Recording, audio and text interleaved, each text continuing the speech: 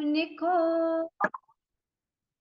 बारे में बार लाखों जिनके है उपकार, उनको वंदने बार में बार मिलती जहाँ पर शांति अपार, उनको वंदने बारंबार। हो तीर्थंकर परमात्मा, हो आराध्य गुरुदेव, आपकी आज्ञा है प्रतिक्रमण सूत्र सीखने की, सिखाने की, आपकी सर्व प्रकारे आज्ञा है, सर्व प्रकारे आज्ञा है। इच्छा कारणम संदेशः भगवम, इच्छा कारणम संदेशः भगवम। आज हमारी 25 मिथ्यात्व की पार्टी। जैसे कल हमने देखा था लास्ट में 18 पापस्थान, तो 18 पापस्थान में सबसे लास्ट वाला पाप था मिथ्या दर्शन शल्य। मतलब जो कुदेव कुगुरु कुधर्म को मानता है वह है ये पाप मिथ्या दर्शन शल्य, जो हमें समकित की पहचान नहीं होने देता, सुदेव सुगुरु सुधर्म पर हमारी श्रद्धा नहीं होने देता। तो ऐसा ही ये जो पाप है 18वां पाप, वही आगे है ये 25 मिथ्यात्व।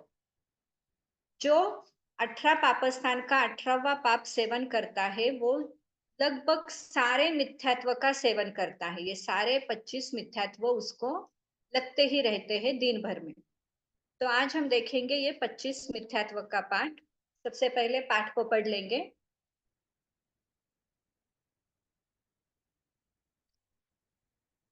25 मिथ्यात्व का पाठ। अभिग्रहिक मिथ्यात्व, अनाभिग्रहिक मिथ्यात्व, अभिनिवेशिक मिथ्यात्व, सांशयिक मिथ्यात्व, अनाभोग मिथ्यात्व, लौकिक मिथ्यात्व, लोकोत्तर मिथ्यात्व, कुप्रावचनिक मिथ्यात्व। जिन मार्ग से न्यून कहे तो मिथ्यात्व, जिन मार्ग से अधिक कहे तो मिथ्यात्व, जिन मार्ग से विपरीत कहे तो मिथ्यात्व। जीव को अजीव कहे तो मिथ्यात्व, अजीव को जीव कहे तो मिथ्यात्व, अधर्म को धर्म श्रद्धे तो मिथ्यात्व, धर्म को अधर्म श्रद्धे तो मिथ्यात्व, साधु को असाधु श्रद्धे तो मिथ्यात्व, असाधु को साधु श्रद्धे तो मिथ्यात्व, मोक्ष के मार्ग को संसार का मार्ग श्रद्धे तो मिथ्यात्व, संसार के मार्ग को मोक्ष का मार्ग श्रद्धे तो मिथ्यात्व, मोक्ष गए को मोक्ष नहीं गए श्रद्धे तो मिथ्यात्व, मोक्ष नहीं गए को मोक्ष गए श्रद्धे तो मिथ्यात्व, अविनय मिथ्यात्व, आशातना मिथ्यात्व, अज्ञान मिथ्यात्व, अक्रिया मिथ्यात्व। इन 25 प्रकार के मिथ्यात्वों में से मैंने किसी मिथ्यात्व का सेवन किया हो, सेवन कराया हो, सेवन करने वाले का अनुमोदन किया हो तो तत्सम इच्छामि दुक्कडम। तो सबसे पहले मिथ्यात्व किसे कहते हैं? मिथ्यात्व यानी यहाँ पर दिया है मोहनीय कर्म के उदय से तत्वार्थ में श्रद्धा नहीं होना या विपरीत श्रद्धा होना मिथ्यात्व है। मतलब जब हमारा मोहनीय कर्म उदय में होगा तो हमारी श्रद्धा हमारे तत्व पर नहीं होने देगा। जो भगवान ने सही तत्व बताए हैं 9 तत्व, उस तत्व पर हमारी श्रद्धा ये मिथ्यात्व नहीं होने देगा, मतलब उसे कहते हैं मिथ्यात्व। इस मोहनीय कर्म के कारण हम भटकते रहते हैं। हमें जिस पर सही श्रद्धा होनी चाहिए उस पर सही श्रद्धा नहीं होती, और जिस पर श्रद्धा नहीं रखनी चाहिए वहीं पर जाकर हम श्रद्धा रखते हैं, तो वो हो जाता है मिथ्यात्व। तो सबसे बड़ा रोल है इसमें मोहनीय कर्म का। पर इस मोहनीय कर्म को हम अपने पुरुषार्थ से, अपने सम्यक जागृति से और अपने मन के सम्यक जो मन है, सम्यक ज्ञान, अगर हमें सही ज्ञान की पहचान हो जाती है तो हम इस पर कंट्रोल कर सकते हैं। जब भी ऐसा कोई प्रसंग आ जाए कि मोहनीय कर्म के कारण हमारा मन डावाडोल हो रहा है, तो हमें सही ज्ञान जब होगा कि इसे मिथ्यात्व कहते हैं या इससे मैं मिथ्यात्वी कहलाऊंगी, तो हम उस सही ज्ञान के द्वारा, सम्यक ज्ञान के द्वारा वहीं पर कंट्रोल कर कर हमारा जो डावाडोल मन हो रहा था उसको हम कंट्रोल कर सकते हैं और सम्यक दिशा में, प्रभु की दिशा में हम आगे बढ़ सकते हैं। तो ये कंट्रोल करना हमारे हाथ में है। कर्म उदय में आएंगे वो तो कर्म की दशा चलेगी, पर उसको कंट्रोल करना, उसको कहाँ पर ब्रेक करना, स्वयं को कहाँ रुकना और किस दिशा में आगे बढ़ना, सही दिशा में बढ़ना या गलत मार्ग पर ही चलते रहना, ये हमारे हाथ में है। ये हमको अपना निर्णय कर कर आगे बढ़ना होगा।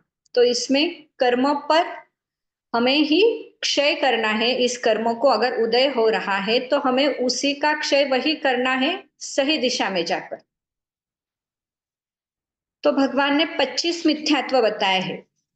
तो इन 25 मिथ्यात्वों में हम एक एक करके देखेंगे कि उसका अर्थ क्या होता है और हम कहाँ कहाँ पर उसको जीवन में करते हैं। सबसे पहला है अभिग्रहिक मिथ्यात्व। इसका अर्थ है ग्रहण किए हुए झूठे मत को ही सच्चा मानना।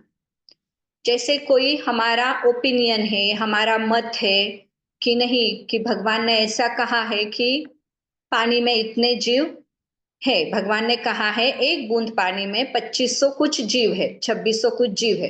तो हम, अगर हम अपना ही ओपिनियन, तो ये क्या कर रहे हैं, हम अपने आप को बढ़ावा दे रहे, अपना मत सही बना रहे हैं। मतलब जो भगवान का मत है उसे हम झूठा कर रहे हैं। या फिर कोई कहेगा कि नहीं, पानी में इतने जीव नहीं है, तो झूठे मत को हम अपना रहे हैं और फिर उसी मत से हम आगे चलेंगे।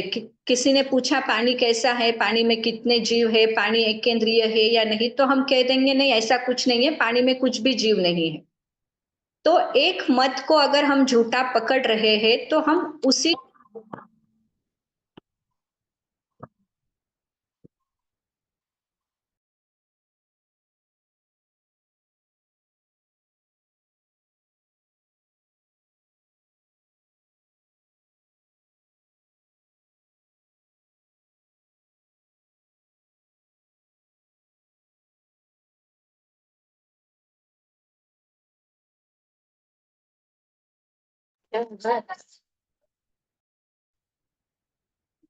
आवाज नहीं आवे, दिखे पण नहीं है।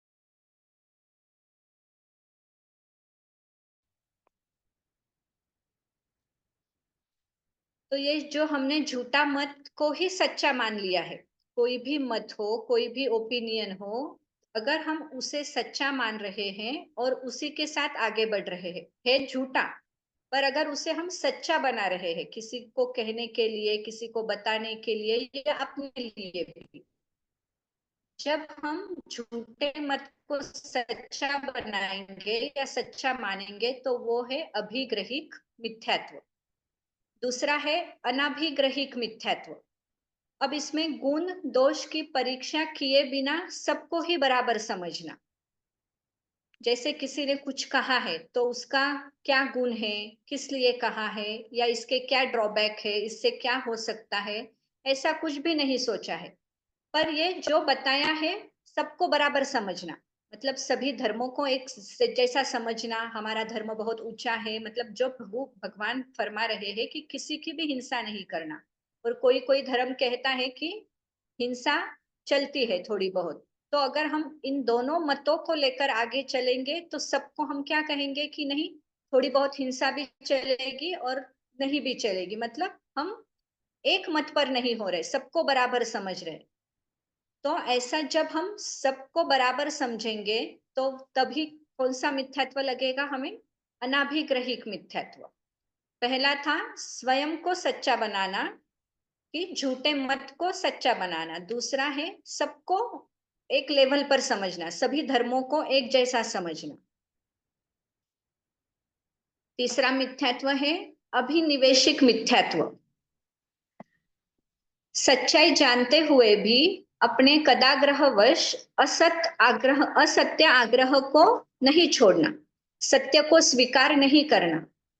मतलब हमें सही बात पता है कि ये सही है, पर सही होकर भी हम अपने अहंकार के लिए, अपना बड़प्पन दिखाने के लिए उस बात को हम सही नहीं बता रहे, क्योंकि इसमें मेरी हानि है, मेरा बड़प्पन कम होगा, मुझे नाम रखेंगे, इसलिए असत्य को पकड़कर ही आगे चलना।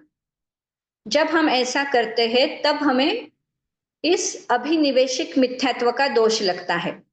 जैसे भगवान के समय 9 निन्नव हुए थे, तो उन 9 निन्नव ने भी ऐसा ही किया था कि नहीं, जो ये मैं जो कह रहा हूं यही सही है, भगवान ने थोड़ा गलत बताया है, ऐसा कर कर उन्होंने भगवान से अलग होकर उनकी उनकी प्रथा चलाई। तो ये जो 9 निन्नव हुए थे, ये तो नियमा नरक में ही जाएंगे। मतलब जो सही प्ररूपना है उसको न पकड़कर झूठ परंपरा को, झूठ प्ररूपना को आगे चलाना, इसे कहते हैं अभिनिवेशिक मिथ्यात्व। उसके बाद आता है चौथा, सांशयिक मिथ्यात्व। देव गुरु धर्म के विषय में शंकाशील होना। हमारे सुदेव, सुगुरु, सुधर्म ने जो हमें जिनवाणी बताई है, जो जिन धर्म बताया है, आगम बताया है, उसमें कहीं ना कहीं शंका रखना। ऐसा कैसे हो गया, ऐसा भगवान ने कैसे कह दिया, ऐसा कैसे कह सकते हैं, उनको इतने 2500 साल पहले ये कैसे समझ गया। कुछ भी जब हमारे मन में ऐसे थोड़ा बहुत डाउट कभी भी आता है, तो तब हमें सांशयिक मिथ्यात्व का दोष लगता है। भगवान तो केवल ज्ञानी थे, तो उन्हें तो सब पता है कि क्या है क्या नहीं, उनको तो आगे के कितने करोड़ों साल, कितने आने वाली 24 भी दिख रही है, फिर भी हम उसको शंका से देख रहे हैं, ऐसा कुछ भी कह दिया। तो जब जब हम शंका करते हैं तब हमें ये सांशयिक मिथ्यात्व का दोष लगता है। या फिर हमारे गुरु भगवंत भी अगर कोई बात कहे तब हम उसमें भी कभी शंका निकालते हैं। या हमारे बच्चे भी आजकल कहते हैं कि कंदमूल में इतना जीव है, थाने कौन कियो। तो जब ये शंका करते हैं हमारे बच्चे, तो भी उनके साथ अगर हम उनको सही आंसर नहीं दे पाए तो हम भी थोड़ी बहुत शंका करने लगते हैं, तो हमें ये सांशयिक मिथ्यात्व का दोष लगता है। पांचवा है अनाभोग मिथ्यात्व। धर्म अधर्म का विचार नहीं करना, किसी भी प्रकार के मत का ज्ञान नहीं होना। कोई कुछ धर्म है, कुछ अधर्म है, ये कुछ भी नहीं सोचना, जो अपने मन में आए वो करते जाना, और किसी भी प्रकार का हमें ज्ञान नहीं होगा। तो ये मिथ्यात्व ज्यादातर एकेंद्रिय, बेंद्रिय, तेंद्रिय, चौरेंद्रिय और जो असन्नि पंचेंद्रिय है उन जीवों को होता है, क्योंकि उनको कुछ समझ ही नहीं है क्या धर्म है क्या नहीं है। हमें तो भी थोड़ा बहुत समझ जाता है। तो ये मिथ्यात्व, अनाभोग मिथ्यात्व जो है वो ज्यादा करके इन एकेंद्रिय, बेंद्रिय, तेंद्रिय, चौरेंद्रिय और असन्नि पंचेंद्रिय को लगता है। लौकिक मिथ्यात्व। अभी सबको पता है लौकिक मतलब जो हमारे आसपास के अलग अलग त्योहार है, अलग अलग मत है, मतलब जैन धर्म को छोड़कर जो मिथ्या, जो क्या कह सकते हैं हम उसे, जो भी मान्यता है, जैन धर्म को छोड़कर जो दूसरी दूसरी वैदिक परंपरा है, वैष्णव परंपरा है, अगर हम उनको मानते हैं, उनकी पूजा अर्चा करते हैं, उनके पास अपना मस्तक झुकाते हैं, उनकी पूजा करते हैं, तो हमें ये लौकिक मिथ्यात्व का दोष लगता है। इस मिथ्यात्व के 3 भेद बताए हैं। एक देव विषयक, गुरु विषयक और धर्म विषयक। अगर हम हमारे गुरु को छोड़कर उनके गुरुओं को अपना गुरु माने, हमारे देवताओं को छोड़कर उनके देव को देव माने, और अपना धर्म छोड़कर उनकी पूजा अर्चा करने में अगर हम धर्म मानते हैं, तो हमें लौकिक मिथ्यात्व का दोष लगता है। जैसे यहाँ पर बताया है कि नाग पंचमी की पूजा करना, शीतला माता की पूजा करना, ये सब क्या है, लौकिक मिथ्यात्व है। हम गुड़ी पाड़वा के दिन भी वो गुड़ी उभारते हैं, उसके बाद दिवाली की भी जो अलग अलग तरीके से पूजा करते हैं, तो ये सब क्या है, लौकिक मिथ्यात्व। आगे है लोकोत्तर मिथ्यात्व। अभी लोकोत्तर मतलब हमारा धर्म, जो हमारा जैन धर्म है वो लोकोत्तर लोकोत्तर धर्म है। तो उस धर्म की पूर्ति के लिए या अपने स्वार्थ की पूर्ति के लिए जब हम अपने धर्म का कुछ आलम्बन लेकर वो जप तप करते हैं या फिर ऐसा कहते हैं कि इतना काम हो जाए तो मैं 5 आयम बिल करूंगा, इतना काम हो जाए तो मैं 21 आयम बिल करूंगी। जब हम ऐसा कुछ करते हैं अपने काम के लिए, अपने धर्म को बीच में लेके आते हैं, ऐसा हो गया तो मैं ऐसा करूंगी, तब हमें ये लोकोत्तर मिथ्यात्व का पाप लगता है। ये माला, ये काम हो गया है तो मैं इतने रुपए दान में दूंगी, इतनी माला फेरूंगी या जो भी कुछ है, तो ये सारे मिथ्यात्व हैं, लोकोत्तर मिथ्यात्व। इस मिथ्यात्व के कारण हम अपने धर्म पर सही श्रद्धा नहीं रख पाते। जो एक सम्यक श्रद्धा चाहिए, सम्यक हमारे अंदर की जो जागरण चाहिए, आराधना चाहिए, वो इस मिथ्यात्व के कारण नहीं हो पाती। उसके बाद है कुप्रावचनिक मिथ्यात्व, जिसमें हिंसा का उपदेश दिया जाता है, वह है कुप्रावचनिक मिथ्यात्व। जैसे अग्नि में आहुति देना, किसी का बलि चढ़ाना, अगर बलि चढ़ाएंगे तो ये काम हो जाएगा, या बलि चढ़ाएंगे तो आपको मुक्ति मिलेगी, अग्नि में ऐसा ऐसी आहुति दे देंगे तो आपको आगे के भव में अच्छा रहेगा। जब ऐसा कोई कहकर हम वो करते हैं तो ये क्या है? कुप्रावचनिक मिथ्यात्व। मतलब किसी ने कुछ कुप्रवचन बोला है, किसी ने गलत बात बोली है और हम वो कर रहे हैं, तब हो जाता है वो कुप्रावचनिक मिथ्यात्व। जिन वाणी से न्यून प्ररूपणा, जिन वाणी से कम प्ररूपणा, मतलब जो जिनेश्वर भगवान ने वचन कहे हैं उन पर अधूरी श्रद्धा रखना, अपूरी श्रद्धा रखना, उन पर कम श्रद्धा रखना। जैसे आत्मा का भगवान ने बताया है, हमारी आत्मा कितनी है, कितनी बड़ी है अपनी आत्मा, किसी को पता है आत्मा कितनी है? 8 8 नहीं नहीं, वो नहीं, आत्मा की बड़ी कितनी है, छोटी बड़ी, मतलब वो हाइट में कैसी है, कैसी है आत्मा, कितनी बड़ी है? हमारे अंदर जो आत्मा है वो आत्मा सारे सबके सेम ही है। हमारी आत्मा अपने शरीर प्रमाण होती है। कैसी होती है? जितना हमारा शरीर है उतनी हमारी आत्मा है। हर एक आत्म प्रदेश, हर एक शरीर में आत्म प्रदेश है, पूरे शरीर में। तो कोई कोई कहता है कि आत्मा अंगूठे जितनी है, या कोई कोई कहता है कि आत्मा इतनी सी है। तो आत्मा उतनी सी नहीं है। आत्मा कितनी है? शरीर प्रमाण है। अगर जैसे कोई चींटी है तो चींटी की आत्मा कितनी है? चींटी के शरीर जितनी। अपनी आत्मा कितनी है मनुष्य की? अपने हाइट पूरा जितना अपना शरीर है उतनी अपनी आत्मा है।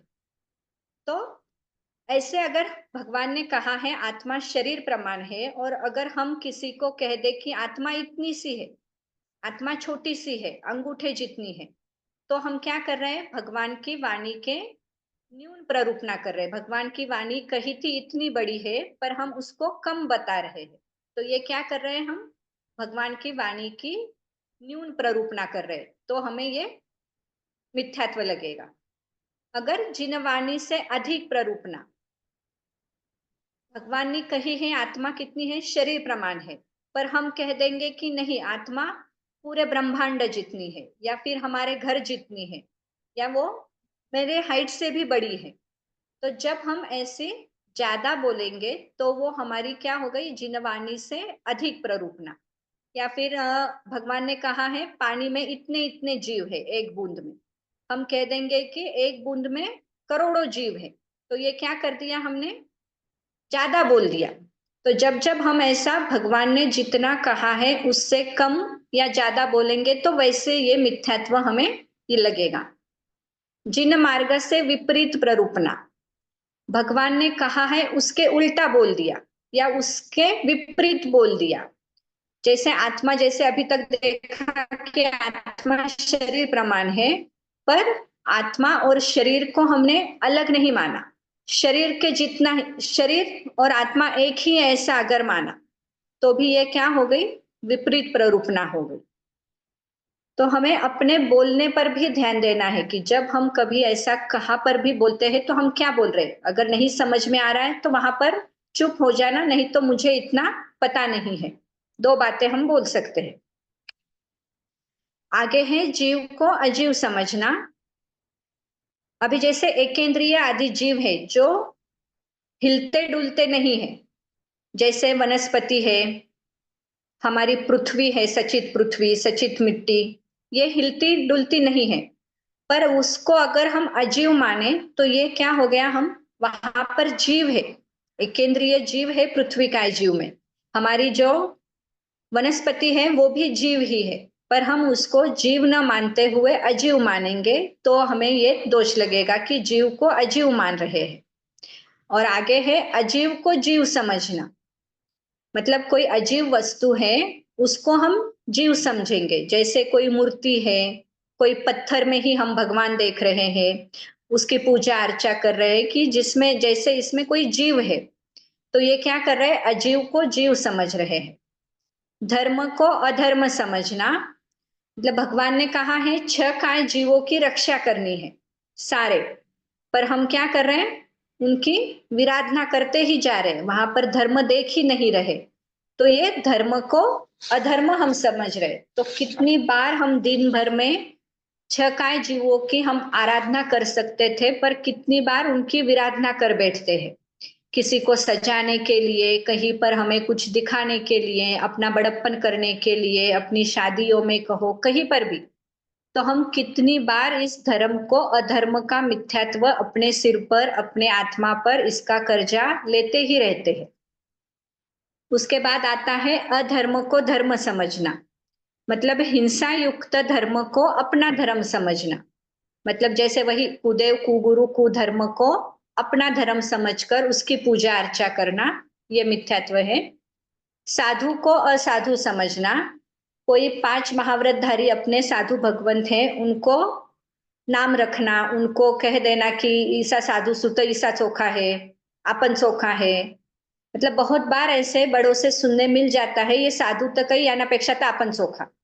तो जब हम ऐसा बोलते हैं तो बहुत अनंत कर्मों को तो हम अपने साथ, अशुभ कर्मों को लेके ही आते हैं, उसके साथ ये बड़ा मिथ्यात्व भी हम अपने साथ लेकर आगे चलते हैं। असाधु को साधु समझना। जैसे कोई साधु नहीं है, कोई दूसरे मान्यता वाले कोई साधु है, उनको साधु समझना, ये सही साधु है, इनकी चर्या बहुत अच्छी है, उनको अपने गुरु समझना, तो ये हमारा मिथ्यात्व है। मोक्ष मार्ग को संसार का मार्ग समझना। जैसे यहाँ पर लिखा है कि सम्यक ज्ञान, दर्शन, चारित्र, दान, शील, तप, भाव, ये जो मोक्ष के हेतु हैं, इनको संसार के हेतु समझना, इनको संसार बढ़ाने के लिए आगे बढ़ाना। फिर है संसार मार्ग को मोक्ष का मार्ग समझना। मतलब हमारी मिथ्या श्रद्धा को, संसार बढ़ाने वाले अनुष्ठान को मोक्ष समझना। जैसे ये पूजा अर्चा अगर मैं कर लेती हूँ शीतला माता की, नाग पंचमी की, तो मुझे मोक्ष में जाने मिलेगा। अगर मैं इनकी उपासना करती हूँ तो मैं जल्दी से देवगति मोक्ष में जाऊंगी। ऐसा अगर हम सोचते हैं तो ये हमें संसार मार्ग में मोक्ष मार्ग का दोष लगता है। मुक्त को अमुक्त समझना। जैसे कोई आत्मा मोक्ष पहुंच गई है, पर ऐसा समझना कि नहीं वो मोक्ष में नहीं, वो संसार में ही भटक रही है। वैसे ही अमुक्त को मुक्त समझना। जैसे कोई रागी द्वेषी है और उनको समझ लेना कि ये आत्मा मोक्ष में चली गई है, मुक्त हो गई है। उसके बाद है अविनय मिथ्यात्व। ये हम बहुत बार अपने आप के साथ हो जाता है। देव गुरु धर्म की अवज्ञा करना, उनका विनय नहीं करना। अगर कहा बड़ों के सामने, गुरु भगवंत के सामने बैठे हैं तो कैसे बैठना, उनके साथ कैसी बातें करना, उनको किस आवाज में संबोधन देना, उनके पास जाने के बाद हमें किस तरह व्यवहार रखना चाहिए। जब हम ये व्यवहार भूल जाते हैं, उनके साथ बातचीत का तरीका भूल जाते हैं, तब ये हमें अविनय मिथ्यात्व का दोष लगता है। अविनय तो है ही, पर उसके साथ मिथ्यात्व भी जुड़ जाता है, क्योंकि हम उनका जो सही रिस्पेक्ट है वो उनको नहीं दे पा रहे। उसके बाद है अज्ञान मिथ्यात्व। मोक्ष मार्ग में ज्ञान को स्वीकार नहीं करना। मतलब मोक्ष में जाने के लिए ज्ञान की क्या आवश्यकता है। जब हम ऐसा सोचते हैं कि बिना ज्ञान के ही हम मोक्ष में जाएंगे। सिर्फ क्रिया हमारी ऊंची रहेगी, हम बहुत तपस्या करेंगे, हम बहुत कुछ ना कुछ आतापना लेंगे तो हम मोक्ष में जाएंगे। ऐसा अगर हम सोचेंगे कि सिर्फ क्रिया को ही हम मोक्ष का हेतु समझेंगे तो वो हम गलत है, क्योंकि जब ज्ञान और क्रिया दोनों साथ में चलते हैं तो वो मोक्ष का हेतु है। सिर्फ क्रिया से मोक्ष नहीं है या सिर्फ ज्ञान से भी मोक्ष नहीं है, दोनों लगता है, ज्ञान और क्रिया। अक्रिया मिथ्यात्व, सिर्फ ज्ञान या भक्ति से मोक्ष है ऐसा कहकर क्रिया का निषेध करना, जो मैंने अभी कहा कि या फिर मैं बहुत भगवान की भक्ति करूंगी उसी से मुझे मोक्ष मिलेगा, जब हम ऐसा करेंगे तो भी वह मोक्ष मिलने वाला नहीं है, क्योंकि वहां पर क्रिया का अभाव है। तो ज्ञान और क्रिया दोनों जहां साथ होंगे वही मोक्ष होगा। तो इस तरह ये 25 मिथ्यात्व है। तो हमें ये बहुत से मिथ्यात्व तो हमें रोज कहीं ना कहीं दिन भर में लगते ही है। लौकिक मिथ्यात्व लगता है, कभी कभी हमारी जिन मार्ग से कम ज्यादा हम बोल देते हैं, जीव को अजीव, धर्म को अधर्म, कुप्रावचनिक मिथ्यात्व या संशयिक मिथ्यात्व, अज्ञान मिथ्यात्व, अविनय मिथ्यात्व, ऐसे बहुत से मिथ्यात्व हमें लगते ही है। पर अब ये सोचना है कि हमें अब समझा है कि इनका अर्थ क्या है। अविनय मिथ्यात्व किसे कहते हैं, आशातना मिथ्यात्व किसे कहते हैं, या फिर आशातना रह गया ना, हाँ, देव गुरु धर्म का तिरस्कार करना। आशातना मिथ्यात्व मतलब देव गुरु धर्म का जो भी है उनकी आशातना करना, उनको जैसे हमारे धर्म की बुक्स है उनको कहीं पर भी रख देना, उनको ऊपर से नीचे डायरेक्ट फेंक देना, या फिर कहीं पर भी कैसे भी रख देना, उनको जाले लग रहे हैं, कुछ भी हो रहा है तो भी वहां पर हमारा ध्यान नहीं जाता है। तो जब ऐसे हमारे हाथों से आशातना होती है तो ये है हमारा आशातना मिथ्यात्व। तो हमें यही ध्यान रखना है कि जब हम अब आगे प्रवृत्ति करेंगे तो हमें कितना हम इस मिथ्यात्व से बच पाएंगे, कितना हम इससे पीछे हटेंगे, ये हमें देखना है। तो कहीं पर भी कुछ भी बोलना नहीं, जैसे असाधु को साधु समझना या साधु को असाधु समझना। अगर कोई कह भी रहा है कि इनसे तो हम अच्छे हैं तो हमें तब उनको भी रोकना है और हमारे मुंह से भी ऐसी बातें नहीं निकले, ऐसा ध्यान रखना है। और हमेशा ये ध्यान रखना है कि परमात्मा की वाणी कैसी है, त्रिकाल सत्य है, इसलिए उसमें शंका का कुछ कारण ही नहीं है। जब हमारे मन में इतनी सी शंका आ जाए तब हमें एक ही मंत्र बोलना है, त्वमेव सच्चम निसंकम जम जिनेहि पवेय्यम। मतलब परमात्मा आपने जो कहा है उसमें मुझे कोई भी शंका नहीं है, और मेरे मन में ये थोड़ी सी शंका उत्पन्न हुई थी तो मैं उसका मिच्छामि दुक्कडम आपके साक्षी से देती हूँ। मतलब ऐसे कभी हो भी गया कि थोड़ा सा हमें कहाँ पर लग रहा है कि संदेह है, पर वो संदेह अपना हमें बाजू में रख देना है, क्योंकि भगवान की वाणी में कोई शंका है ही नहीं, उन्होंने सब देखकर ही हमें बताया है। तो त्वमेव सच्चम निसंकम जम जीने ही पवेयम, ऐसा सोचकर हमें आगे बढ़ना है। तो ये थे 25 मिथ्यात्व। जितना हमें इससे बचते आए उतना बचना है, क्योंकि ये मिथ्यात्व हमें नरक की ओर खींचते चले जाते हैं, हम नरक की ओर अट्रैक्ट होते जाते हैं, और फिर वहां पर आकर वही परमाधामी देव हमें याद दिलाएंगे कि आपने ऐसा ऐसा कुगुरु कुधर्म पर श्रद्धा की थी, आपने ऐसा ऐसा अभिनय किया था। तब हमें याद करके उसका वहां पे पश्चाताप होने से अच्छा है कि हम यहीं पर पश्चाताप करके अपने आप को सुधार ले। किसी को कुछ पूछना है?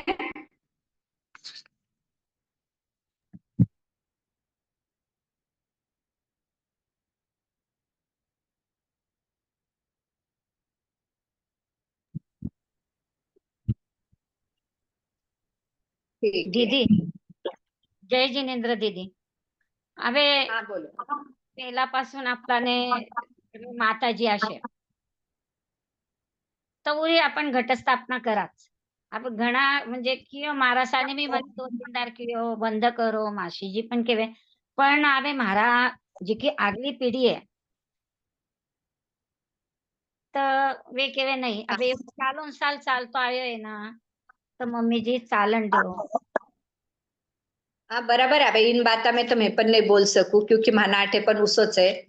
तर वो अबे विषय इसो आहे की आपण उरा में काही हे मिथ्यात्वच आहे वो.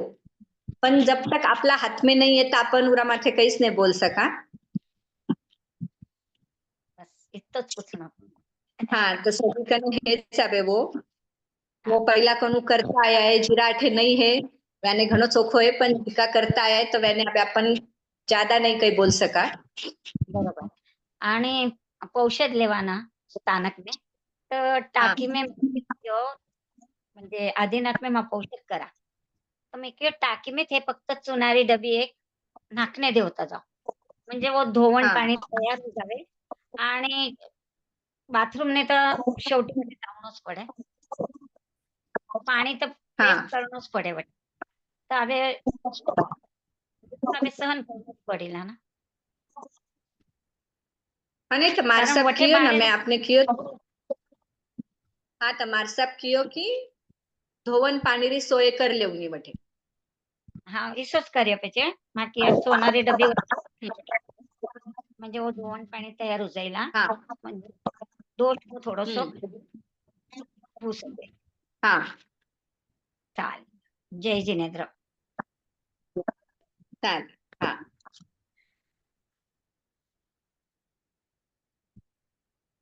ठीक आहे. जिनवे तारू शासन ना जगमाचे महान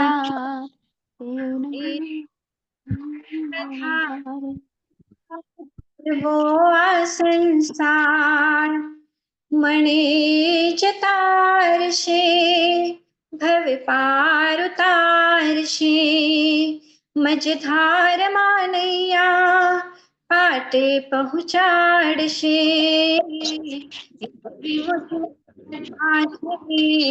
साची साची श्रद्धा छे जिनवे तारू शासन ना जगमा छे महान एना आधारे मर करवो आ संसार.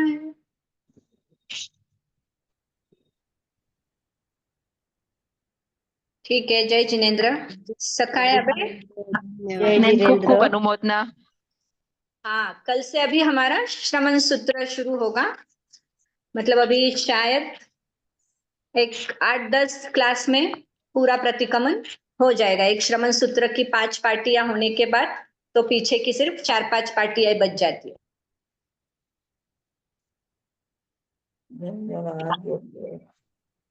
चले. जय जिनेंद्र. जय जिनेंद्र. धन्यवाद दीदी. हाँ.